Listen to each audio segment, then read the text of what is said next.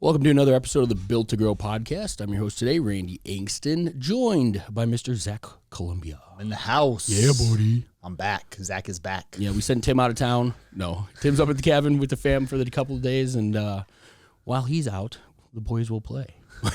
There we go. Drop some knowledge bombs. There we go. We got a good episode for you guys today.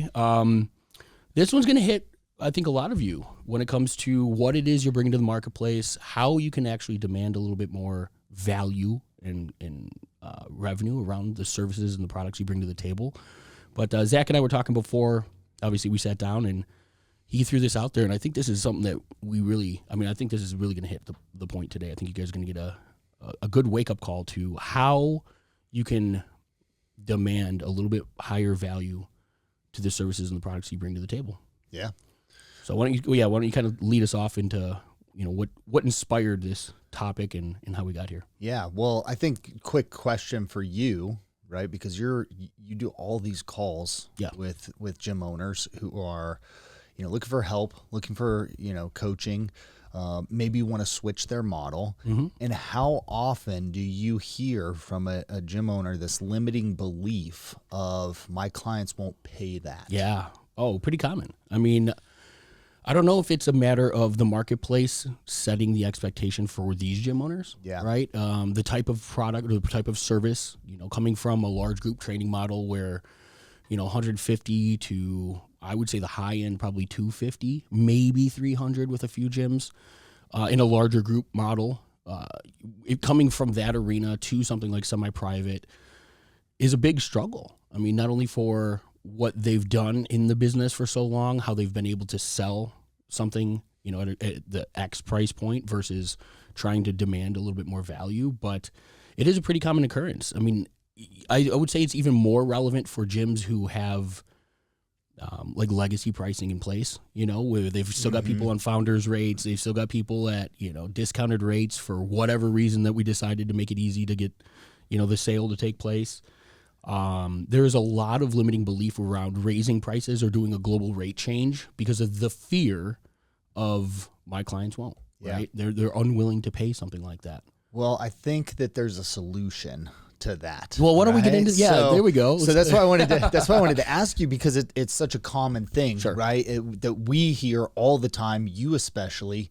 And if you look at our industry for the last, really several decades, if we were to ask like a client, let's ask our clients, like, what, why do you come here, right? Like, what do you perceive as the value? It's really around the experience. It's, I come in, I work hard. Perceived effort in a client's mind equals perceived value, right? Like, I'm getting sweaty, I'm out of breath, I'm working hard. There's a community aspect to it. Absolutely. And then there's form correction, right? So it's this like it's just the experience, more or less, right? So that's really where gyms for years and years and years have placed their value or equated their value is like, hey, how good of an experience am I providing for my clients? I would interject, and I would say more often than not, I wouldn't even put the whole experience on the value that gym owners equate it to. I would say that a lot of times it's even as simple as the workout. Well, yeah, just like just an individual, workout. Yeah, that's a great point. Not even the how clean is my facility, like what's the overlook smell that stuff. Like those types of things. But then we might like, if you were pitching to a client, you might be like, yeah, we got a really flexible schedule and we're, it's convenient and our facility's clean and we got new equipment and like all of these things that don't end up in the client's mind creating value. And so it's kind of like, I don't know, the concept of our industry is, because we're a service-based business, we focus on really two things. And the first one is like our training philosophy, right? Like somebody comes in and we sell them some sort of like, hey, here's what we do here, you know? And then the client shows up and they experience the workout. And then we forget, you know, kind of the pitch that we sold them or the thing that makes us unique. And we focus all around just that workout, the workout experience. Well, there's this major thing that we're missing that's in the middle, which is productization. It's turning our service into something that feels more tangible. And so when we think about the client's perception of value, I like to equate it to like the iceberg meme, right? So it's like the tip of the iceberg, which is the smallest part, is what the client's seeing. And that's the experience. Sure. You know, it's the experience, it's the community, it's come in, I work hard, I get sweaty. What they don't see is under the surface, which is where all of the value really is. It's what the client is actually paying for, but they can't see it because in our industry, we haven't showed it to them. And what is that? It's our programming expertise. It's years of experience working with different clients. It's education, right? It's like, it's not just, you know, like in our facility, it's not just my education, it's my whole entire staff's education and expertise and working with, you know, people with different injuries and all of these things to say, hey, we're going to design this program that's going to be, you know, the most effective for somebody. And if we're not making the client aware of that on a regular basis, if we're not reminding them that, hey, this is the proof of the philosophy or the concept that we sold you, and then they experience it, then there's not as much perceived value. Sure. Meaning we can't charge as much. Yep. And then there's really nothing that is irreplaceable. Meaning that a client can't just go somewhere, you know, they can't just go somewhere else down the street and like, hey, this gym is going to deliver the same exact thing. This is a problem with large group training and like boot camp models, right? Which is why we're so against that, is like, I can go to any like Barry's boot camp or F45 or Orange Theory and get the exact same like workout, no matter what, right? Like it's going to be, hey, I'm hot and sweaty. Hot, sweaty, you know, room, it's like a little Caesar's pizza, you know, hot and sweaty. Hot and ready, whatever. Okay. Same thing. So that's really the key component is how do we take our training and productize it? How do we peel the curtain back or show the client under the surface every single time they come in? Here is what's going into all of this, you know, all of your program, so that then when you do experience it, it's reinforced, right? It's like, hey, there's more value to this. And when we do that, we can charge our clients more. They will pay it because then they understand like, oh, I'm not just paying to get sweaty. Sure. There's something here that's different that I can't go get somewhere else. And then they understand that, wow, there's a lot of work and effort that's gone in behind the scenes that I'm not necessarily seeing. And how often do you, I'm sorry, I keep like, I'm just on a roll here. I like it. I'm ranty, but how often do you have a client come in and they tell you, you know, when they're signing up, they're like, yeah, I just don't want to think. I just want to show up and be told what to do. Well, that's great. Sure. Right. But to some degree, that if we're not showing them that you guys are doing the thinking, that we're doing the thinking, then again, the value isn't there. It's just like, oh, well, anybody can like take me and give me a workout. Well, we've talked about it, right? Like you don't want to be a commodity, right? Much like a large group training, right? Because it is perceived as the same. You know, we've talked about unique mechanisms, how to differentiate yourself in the marketplace. Like, guys, we've got hundreds of episodes talking about those things, but these are the things that value, right? Perception is different than perceived value is different than the value, which is different than the cost of your services. All of those you have to kind of put yourself through the lens of the client. I see two sides to this, right? The initial sale component, right? How do you anchor pricing? How do you create the ability to sell it on the front end using perceived value? But why don't we talk about it, you know, kind of take it a little bit more about the retention component, right? Because you said it, right? Like if we're not consistently reminding them then of course it's going to equate to just the delivery of today's experience, and all of that kind of gets shelved, and then I can see fall off. Right? It's called the law of diminishing value. Right. So I didn't even know this existed. I recognized just by, analyzing our clients here and our retention here. And I was like, this is very interesting. And then I, did some research and was like, oh, I didn't come up with this. It actually has existed for a while. So the law of diminishing value says that if somebody's exposed to a value or a benefit, if not reminded of it often, then the perceived value diminishes. Okay. So when somebody comes in for a consultation, yes, in a sales environment, it helps to have a unique selling proposition, right? Things that make you unique, that say, hey, yeah, this is how we program design. This is our secret sauce. This is what we do here that nobody else does. It differentiates us. Okay.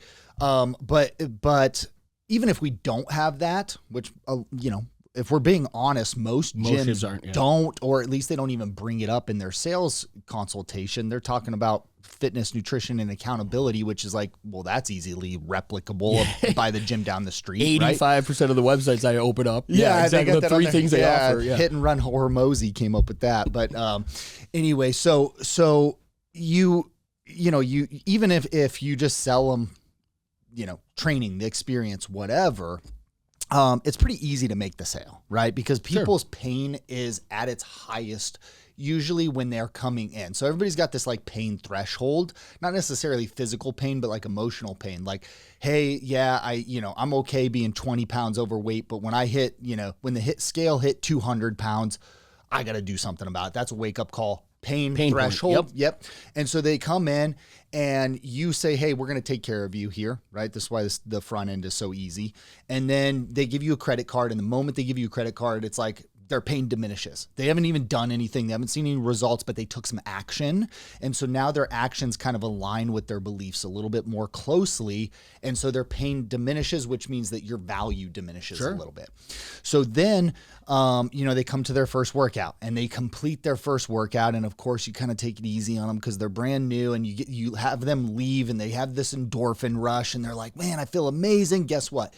Your value just diminished more because they're in less pain, right? And then they do 10 workouts, then they do 20 workouts, and then all of a sudden they start to become infrequent and they're not consistent, and you're reaching out to them, and then they come back for a workout and then they disappear again, and then all of a sudden you're getting a cancellation request at risk, and it's been 90 days, right? It hasn't even been that long of a period of time, and it's because they haven't hit their goal, but they've moved far enough away from that pain point, that pain threshold, to say like, hey, I'm comfortable now, right?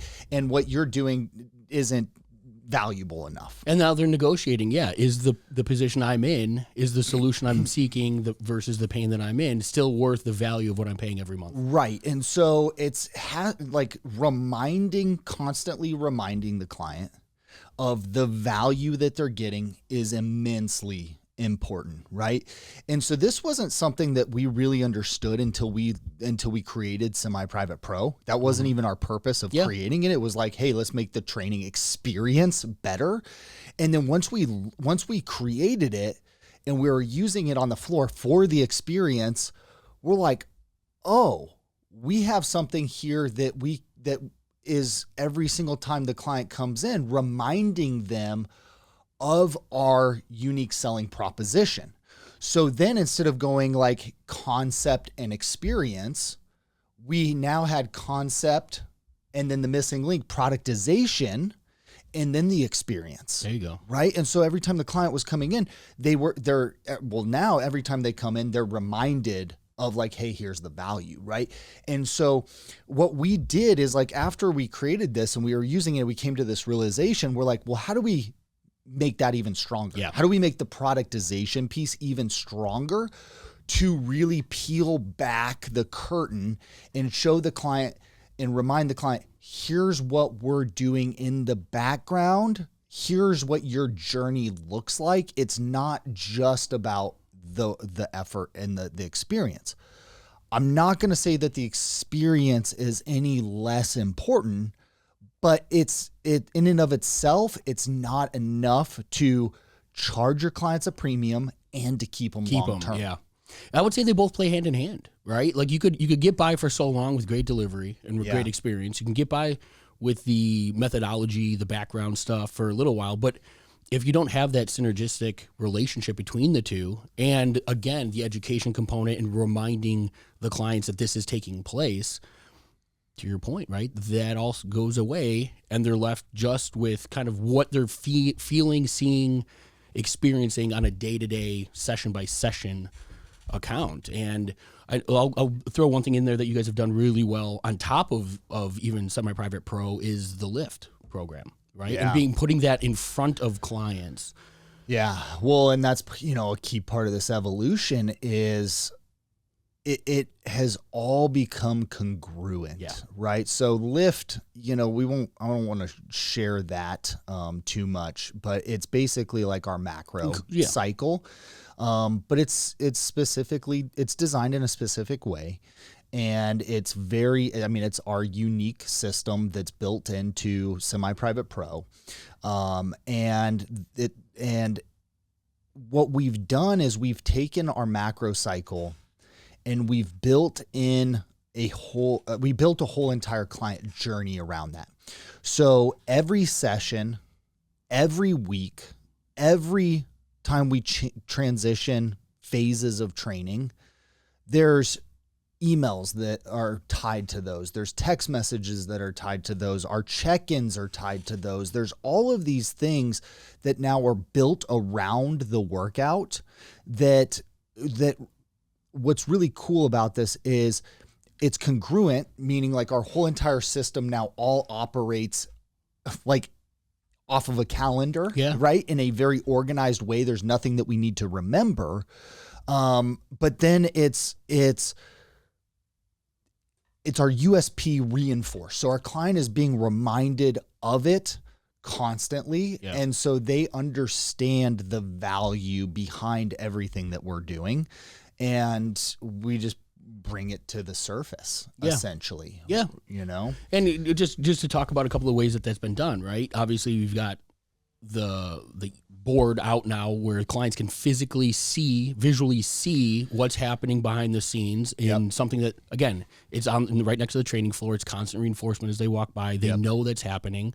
Email education goes out, speaks to that. And so it is a little bit of that constant reminder, that you do have to have, and again, systemize it, guys, right? It doesn't have to be something that you're constantly thinking about, but make it part of your customer journey, your client journey, that when you realize that this is taking place in your facility, what can you do to overcome that diminishing value or diminishing perceived value, right? And sometimes it's nothing more than consistent communication, consistent education to bring the things that the clients aren't seeing taking place, to bring that top of mind so that they know. I mean, it's like grabbing, they're walking away. They're now understanding that there's so much more. The tip of the iceberg is a perfect analogy, right? Because if they walked in and just did that one session and walked out, okay, cool. We're checking, a number of the boxes. But what they don't see is where so much of that value truly lies. Yeah. And one of the things in both marketing is probably where we've seen it really take place, but it happens in the gym, with the retention and the decision to stay with a gym, is that if we're not saying it, if we're not bringing that stuff to the marketplace, if we're not telling our clients that it's taking place, there is no perceived value. They have no perception of it whatsoever. Yeah. And therefore it carries no value. Yeah. And I think that's really the missing link here is if you're not speaking to it, you get zero value around it. And so systemizing it, right? I mean, you guys, since that stuff's come top of mind and you guys have implemented that, like what is I don't want to say cadence, like it's that regular. Yeah. But, how have you guys worked in the communication component so that it's consistently, one of the conversation? One of the key things, right? So, we've got the automation, right? Yeah. That just operating in the background that basically keeps our gym completely organized and everybody's on the same page. And we're bringing it to our clients' attention, but we built it into the actual training session.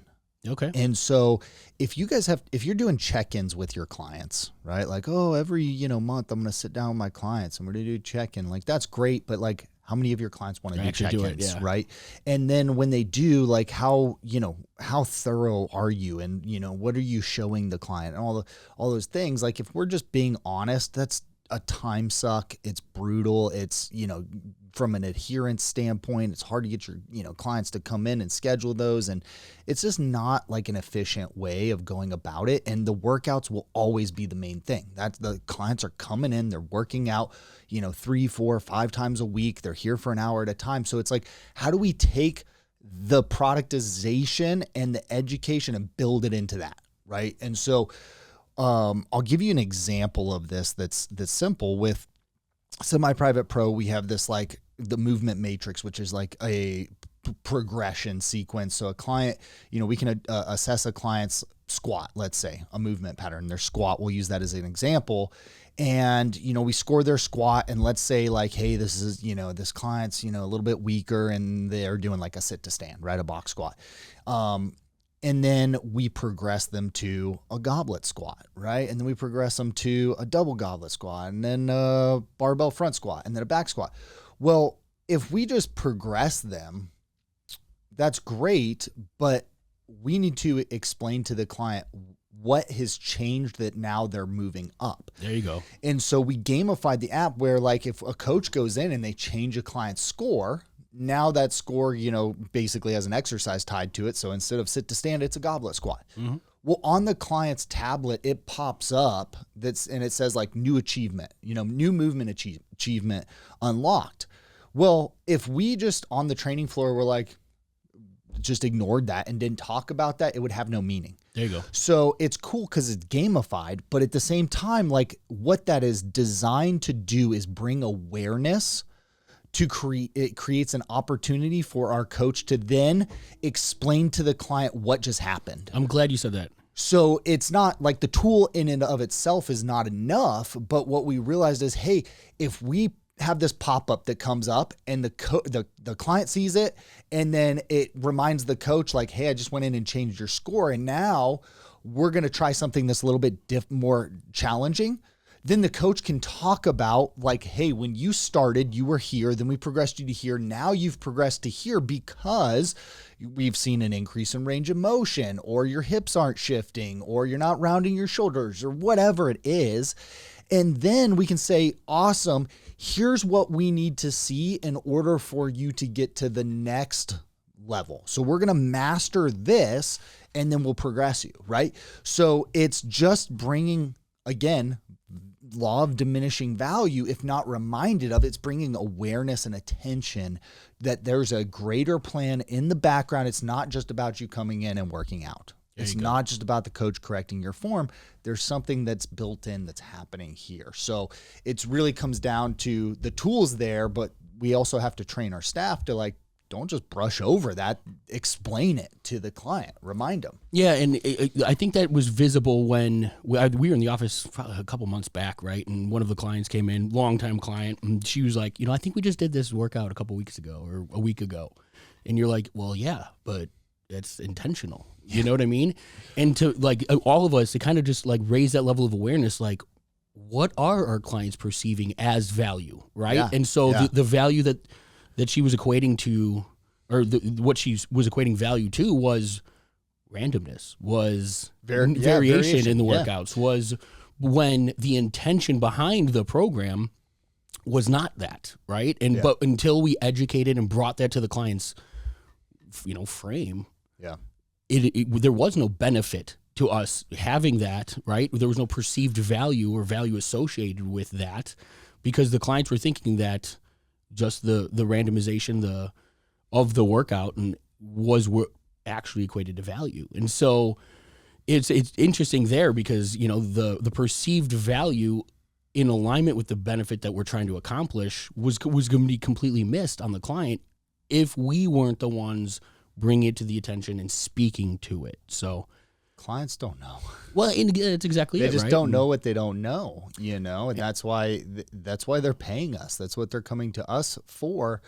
But we're up against, gimmicks, misinformation. We're up against the shiny ball that, like, oh, this is the new, fastest way to get in shape, 6-minute abs, 3-minute, 2-minute abs. Step into my office. Yeah. So, it's one of those things where we are constantly competing with the outside to keep our clients organized or focused on coming in, being consistent. But we have to make sure they understand that they're paying for more than just getting sweaty. Yeah. Well, I hope that helps you guys. That was a really good one into not just being able to have a great program, but how to bring the value of the program that you actually have. And program, I mean more than just the programming, of the workout itself, but the program that you've intentionally designed, the journey, the customer journey, the client journey, down the path, bringing that to light so that you aren't having to watch clients come and go because you have a commodity, because they're associating the value of the workout versus the gym down the street.